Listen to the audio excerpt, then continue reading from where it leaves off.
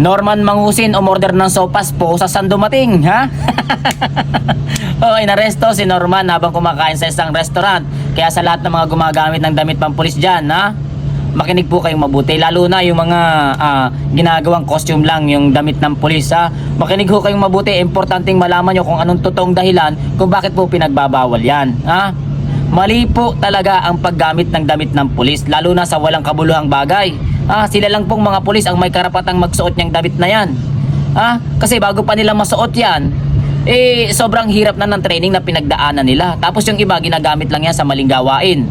Ang masasabi ko naman dito kay paring Norman, alam nyo, sobrang naaangasan na rin talaga ako dito sa taong ito. Kasi kung ano-anong piniflex sa social media na magagarang sasakyan na hindi naman sa kanya.